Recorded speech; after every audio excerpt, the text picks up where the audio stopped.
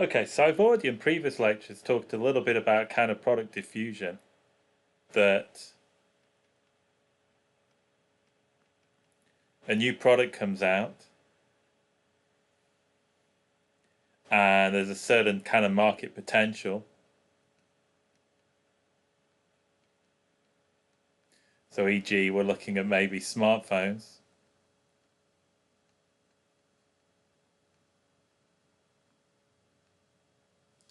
And we start off with just a few like innovators kind of, adopting. Then slowly smartphones become more and more common, and the rate of change increases until pretty much everybody needs to have a smartphone, because you need smartphone apps to pretty much access anything these days. And this is kind of the midpoint. This is these people are the innovators. These are the laggards. And these people are kind of the early and late majority.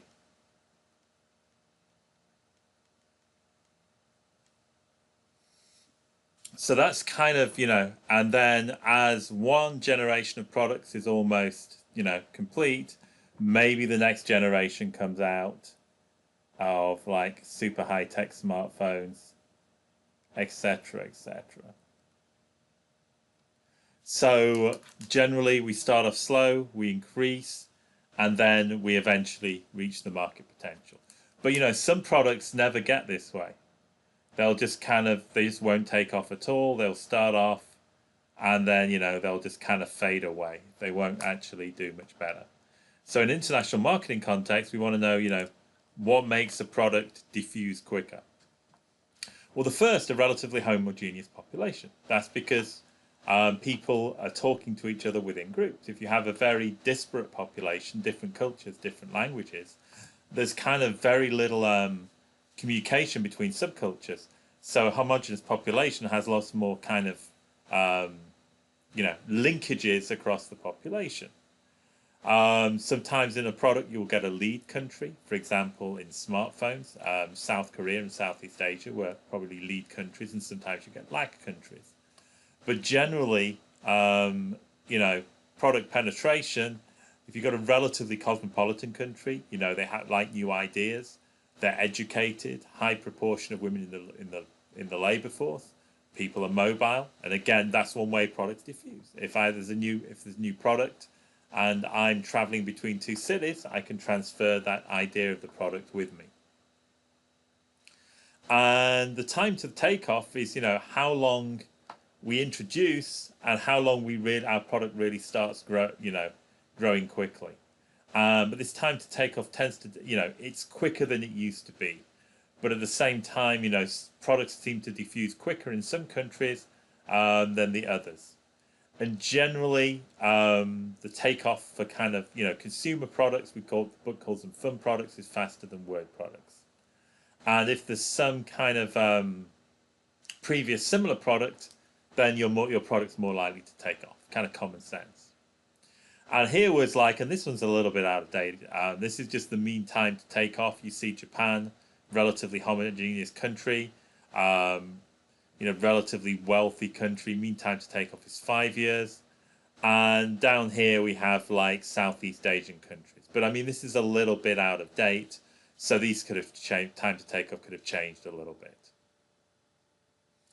Okay, so we're now going to talk a little bit about developing new products.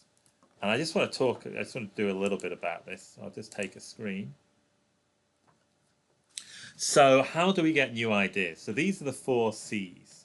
So imagine that we are, what color should we use? Imagine that we're Starbucks. And I'm thinking of new product ideas. So new drinks, new serving concepts, etc. Where can I get my ideas? Well, from the company. My employees will know what works and what doesn't work. So I might ask my employees. So from employees.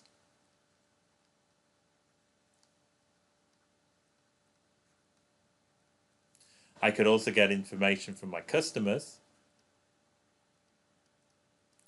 either through, direct feedback or online reviews, or how they write about me in Twitter, etc., etc. Now, let's just kind of have a look at this. This is like and most companies have this. Most will actually have where you can submit an idea. Starbucks used to do a lot more. They used to have a forum where you could discuss different ideas for Starbucks, but now it's a pretty simple, vanilla, submit your idea suggestion page if you're a customer. And most companies will actually have this. So my competitors.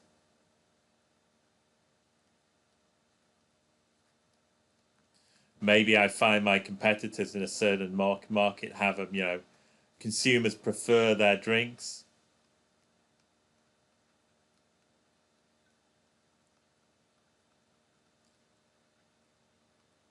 So maybe I want to see what they're offering. And collaborators. Starbucks really doesn't have any joint ventures, but it does have Starbucks in like hotels and shops.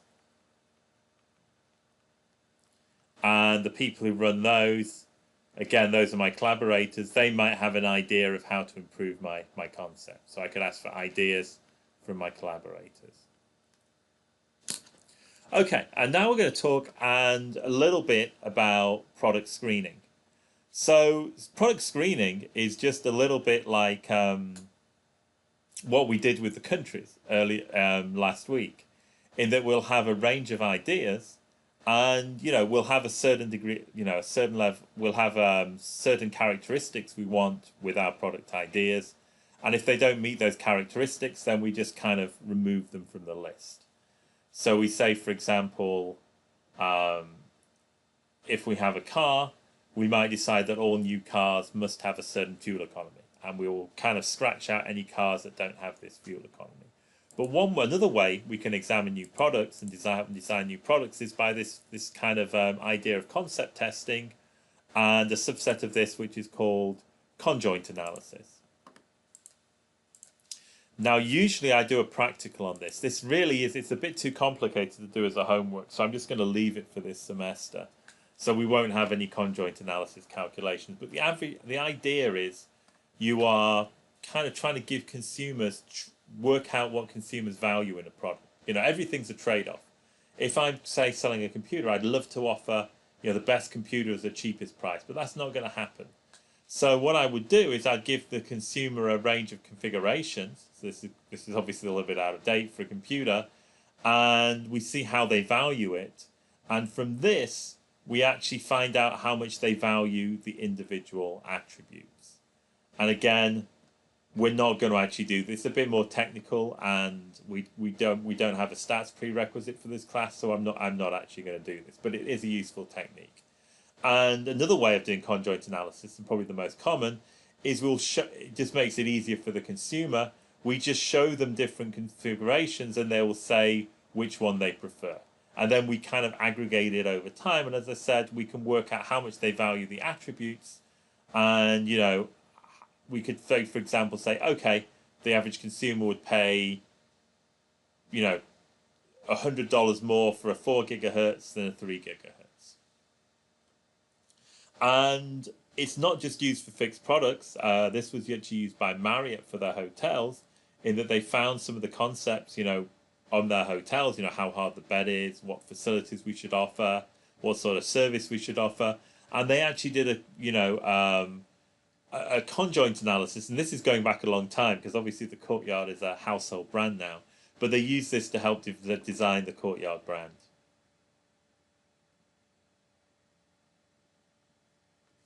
Okay, so let's just think a little bit about the markets and how we actually test in a market.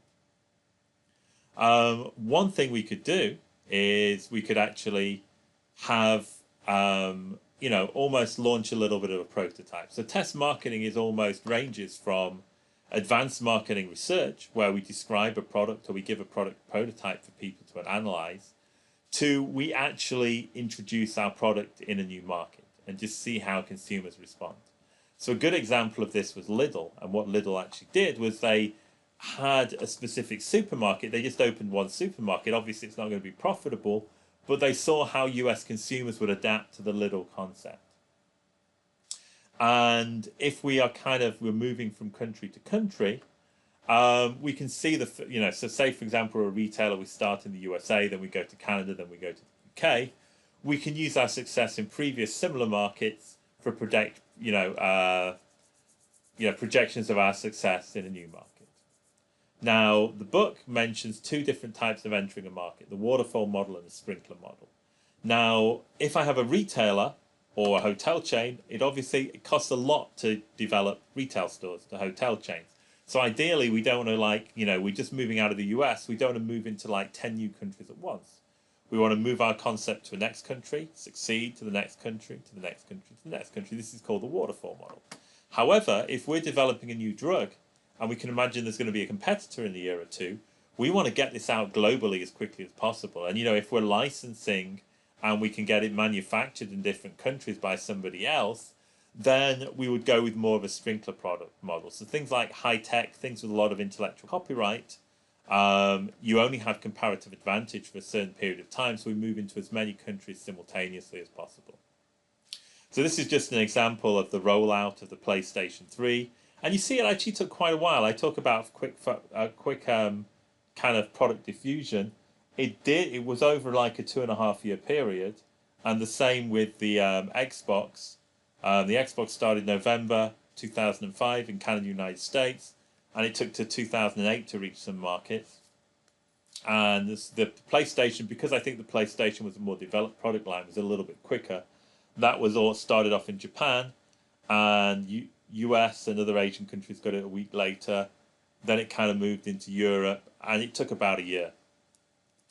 And I actually found the one for the 4th generation of consoles, and I thought this was kind of interesting. It kind of showed the markets that Microsoft and PlayStation, where they went with the initial launch. So both of them kind of launched in the green countries.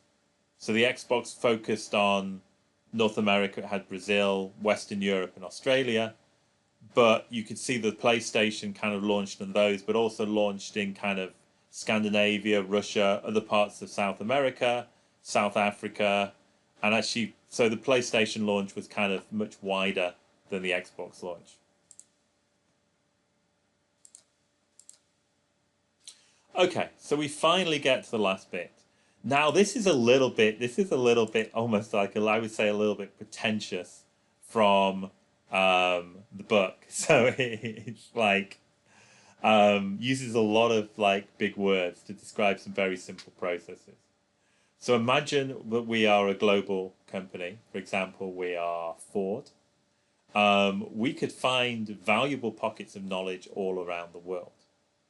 We could find maybe new technologies, new environmental technologies in Europe. We could, because American cars tend to last longer, be a little bit more rugged because of particularly in the Midwest, in the Rust Belt. So we could maybe develop some rust protection in the Rust Belt.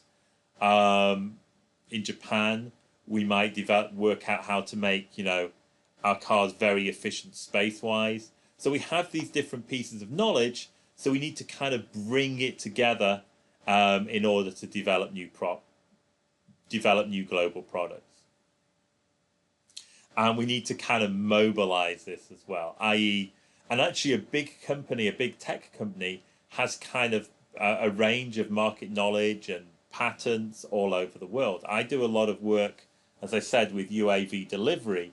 And if you look at Google, they're literally releasing patent after patent after patent on technology in this area. That's one way Google plans for the future. It just kind of almost grabs hold and patents a lot of different new technology. And they kind of hope that together they'll actually get some coherent product concepts from that. And again, with the knowledge, you need to think a little bit about what type of knowledge is it? Is it complex technical knowledge? Is it just a little bit about consumer preferences, what consumers prefer when it comes to car styling? And it's how to kind of best bring that knowledge together. Sorry. And ways of actually mobilizing our knowledge. Generally, most corporations now, I mean, when I worked for Dow Jones, this is going back a while, we generally weren't very good at sharing knowledge. You know, the US and the UK and Europe, for example, both had their own systems, both had their own development, and they didn't share very much. But increasingly, corporations realized that they need to be able to share knowledge. A good example of this is with customer databases, CRM. It used to be that each kind of office had their own separate database, storing all their customer, client, contact details. But now generally it's all stored in one database in the cloud. So if you have a global customer database, you can begin to understand your customers a little bit more.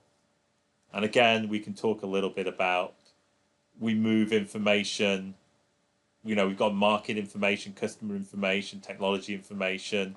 We can move market information to the technology and vice versa. And generally, nice way of doing this, I mean, this is kind of quite relevant to your career. A lot of multinational companies want people to work around the world. When I worked for Dow Jones, I worked in Europe and Asia. And in both locations, there were people from the US, there were people from Europe, and there were people from Asia. This helps, it prevents kind of different areas of the company becoming too siloed. Okay, and we've already had average time to take off. I won't worry too much about that one. And we're not going to do the technical aspects of conjoint analysis in this class.